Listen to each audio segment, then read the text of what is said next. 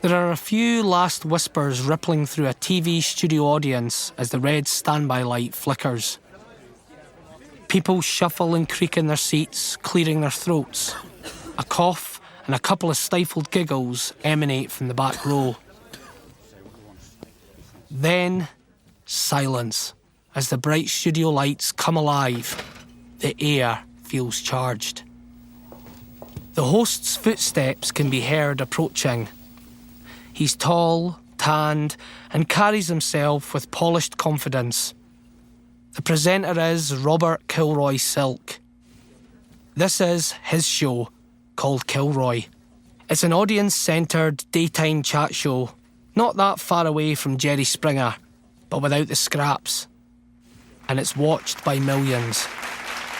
He drinks in the applause before raising a hand, silencing the crowd.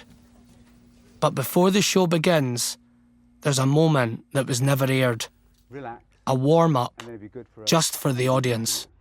Now you're all looking very tense. Look at you. Well, you relax, as you're making me feel tense. You can tell he thrives on this. Nobody expects you to hold your fire. We expect you to say what you want to say. But we are trying also, remember, we're civilised. And we want to have a civilised conversation. So yes, speak with the passion, speak with the conviction, because that's important. So basically, be calm, but don't hold back.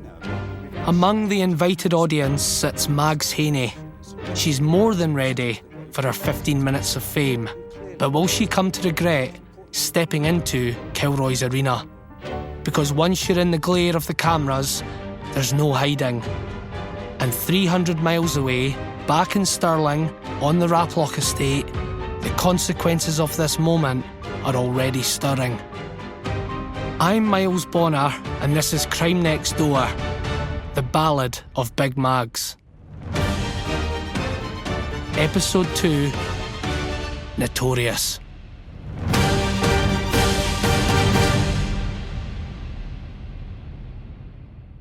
The appearance on Kilroy takes place only a couple of months after Mags led a mob to evict paedophile Alan Christie from the Raploch. Mags had gone from a local vigilante to appearing on a network TV show in almost the blink of an eye. And the reason for that can be found in the press of the time. So we've got Daily Record, January 11th, 1997. Vigilante hate mob drive out child sex monster. Then, in the Stirling Observer, child molester hounded out by Big Mags's mob. Saturday, 1st February 1997, mums put freed perv under siege. Rabble-rouser Mags Haney discovered his new address. And that's about Alan Christie. She's found out where else he was living after he got driven out the Raploch. February 5th, 1997. She does it again. This one's titled, Hate Mob Drives Sex Monster Out of Country. And here on the 25th of February, the Daily Record starts their Charter for Children, which was a campaign to protect kids from paedophiles by splashing their names and faces on the newspaper. In this campaign, it calls for a national offenders register, rights for communities to be told when a paedophile is housed in their area, and, amongst other things, tougher jail terms for paedophiles. So when Mags is billed to appear on TV's Kilroy a week later, you could see how it was deemed newsworthy. I'll read you the headline: Beast in TV talk show. Yep, you guessed it. Big Mags was about to face a convicted paedophile on BBC One.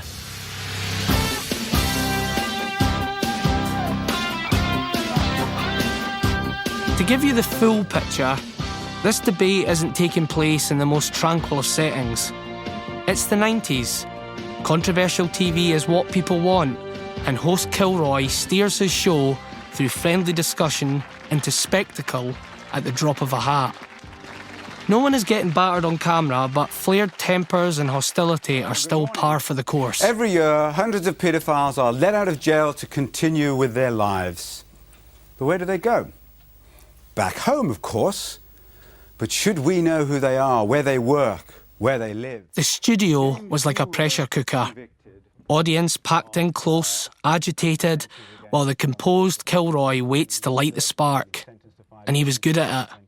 The former MP turned master provocateur had the art of controlled chaos down to a T.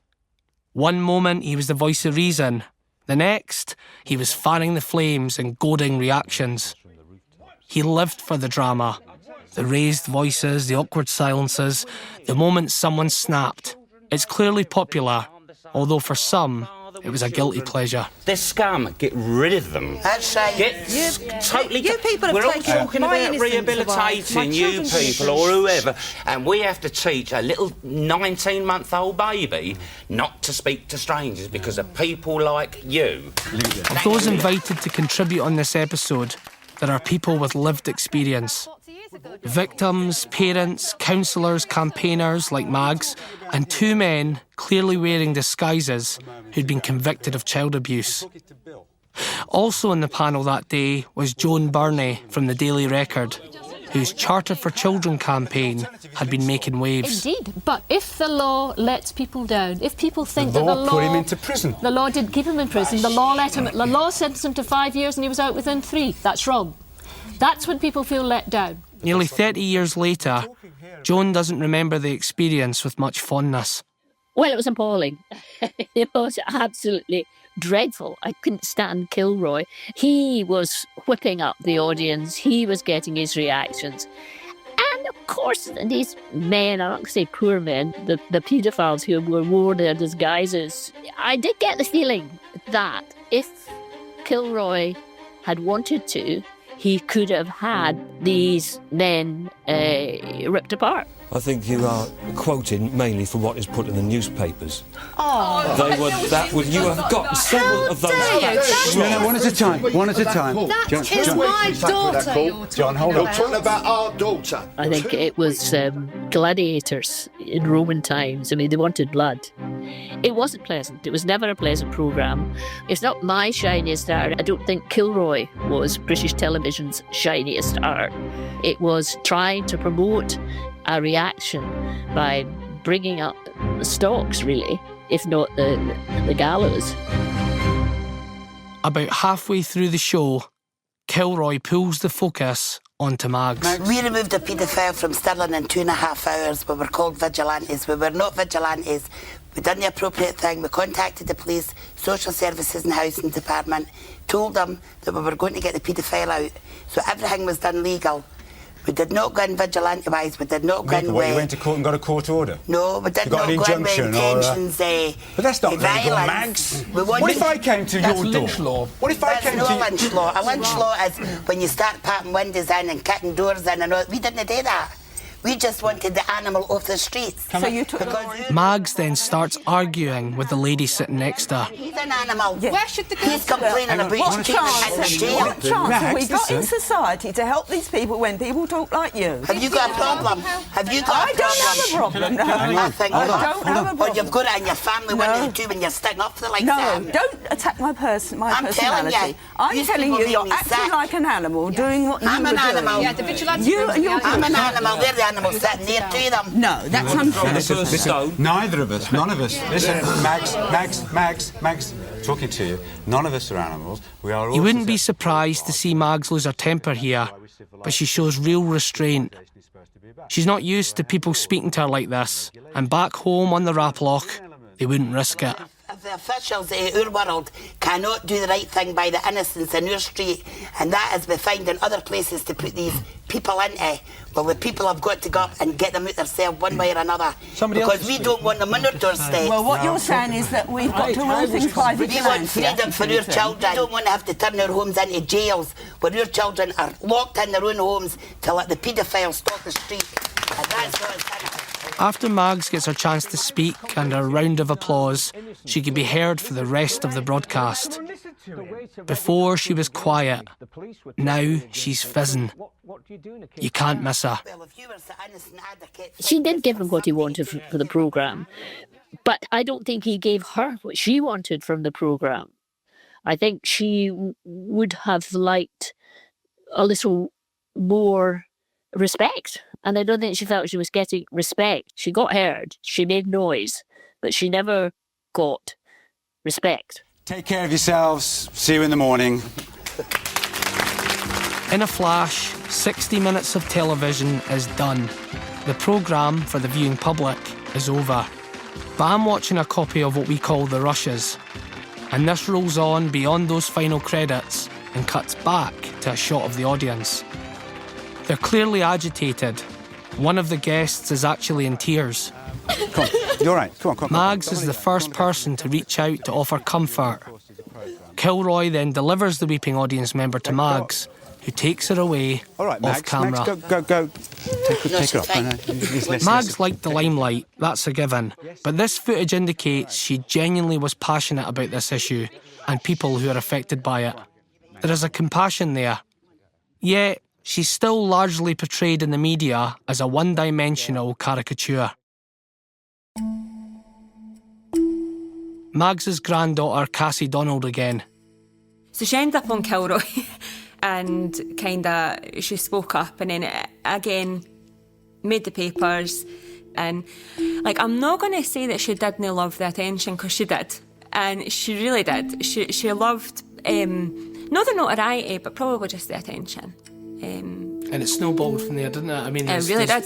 She did. She really fed into it. And I think her problem was that she really wanted to put herself across, and that media really grabbed onto it and really abused that trust. After Kilroy, Big Mags's profile skyrockets.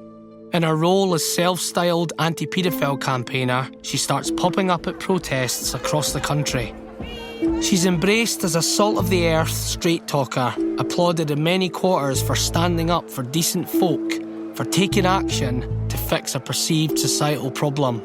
Sometimes with a microphone. You will not be intimidated or threatened in any manner by a paedophile. Sometimes with a placard. If Mags is part of your mob, you'll get in the press. And so, the media appearances keep on coming. This time, in April '97, Mags is featured on the BBC current affairs programme Frontline, a kind of Scottish panorama back then. Parents take to the streets to hound out a convicted child molester, a scene that's being repeated around the country. As the public lose faith in the authorities' ability to protect their children, many are taking the law into their own hands. But are they delivering protection or persecution? The programme features Mags heavily, and we can see just how central and influential she's become in only a few months. It follows her in the community, and it charts what it calls her emergence as a leader of a direct action campaign to ensure child molesters have no hiding place. Where are these men going to go, though? Because they're going to be... I'm not interested. I'm not interested. That's not my department. My department's moving them out. It's up to the officials to find other places. If they can find them good places in the jail by securing them, surely to God they can find answers where to put them. Concerned residents are seen consulting with Mags in her living room. She's sat in what looks like an incredibly comfy chair, while shelves of china dolls look on as she delivers advice and promises of support. We've tried everything in our power in the past 3 years to get the paedophile that committed these offences moved. They're prepared to move me and my children to another district so as that he can live there and we've to move away. We will support you. If you want to demonstrate, to let the council know and the social services that you have had enough and you are determined to put them off your doorstep, then we will come and we will support you in that demonstration. Just the threat of Mags and her band turning up is enough to drive paedophiles, or suspected paedophiles, out. You pleased? So pleased, that's good. That's another victory for us. That's good. It just shows what you can do, that you've done the right thing. Well, that's, I say, the only reason he's away is because I heard that yous were involved. That's Very 3 good. months. We've tried to get rid of him. Well done, Mike. Mags hounded out one paedophile at a time as child protection protests continued to sweep across the country. Scottish Secretary Michael Forsyth has ordered a review of the way sex offenders are supervised once they're released from prison. It follows recent outrage when a known paedophile was rehoused in Stirling. Broken windows of this Aberdeen flat underline the problems. A man convicted of a non-sexual attack on a child was driven from his home opposite a school by angry parents. As a result, Mags's profile only strengthened. A second issue of concern among my constituents is crime relating to paedophilia. Big Mags's work is even referenced in the House of Commons by Michael Connarty, who was Labour MP for East Falkirk at the time. His words here are spoken by an actor.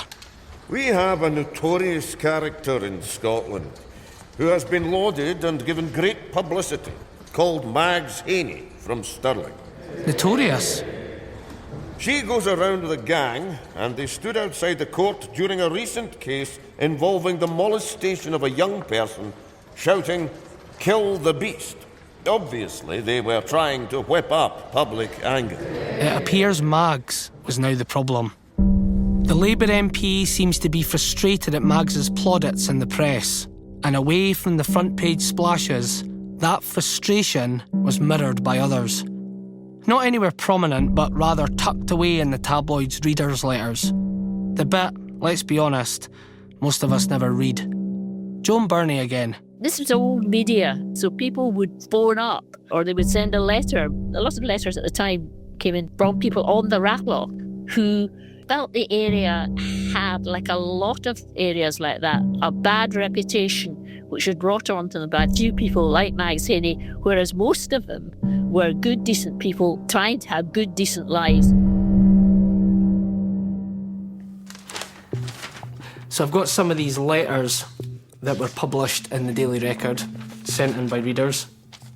And let me just read you a few of them, right? So this one is the Daily Record, Wednesday, 5th March, 1997. It says, "Crazy world. Surely I can't be the only person to question the publicity being given to vigilante Mags Haney. Only a few months ago, we were reading about her criminal family keeping the courts in business. Now, she's appearing as a community spokesperson on chat shows, and that's from a Kay McIntyre in Dumbarton." Right, here's another one.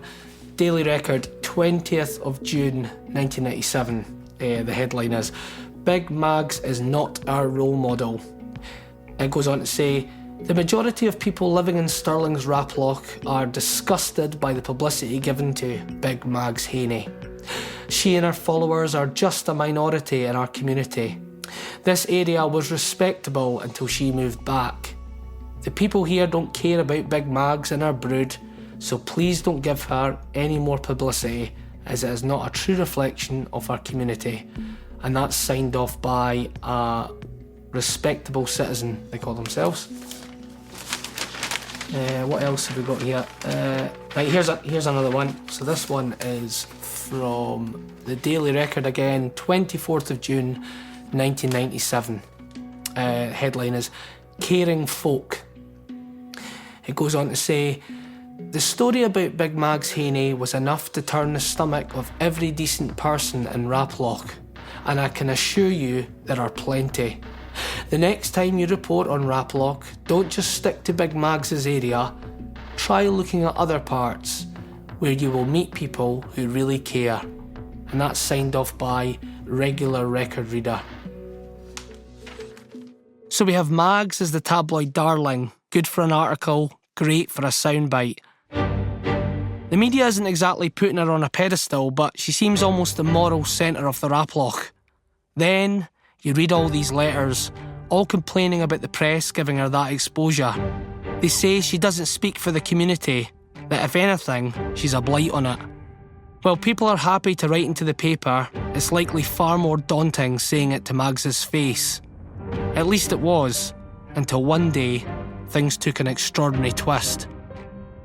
On the 26th of August, 1997, less than 6 months after making her appearance on Kilroy, Mags Haney is the lead story on TV's Reporting Scotland. Good evening. A self-styled anti-paedophile campaigner and her family have been driven from their homes on Stirling's Raploch estate. The woman, known as Big Mags Haney, left the area last night under police escort. That's next time on the Ballad of Big Mags. The local authority will now try to relocate the Haneys, once described by a sheriff as the family from hell.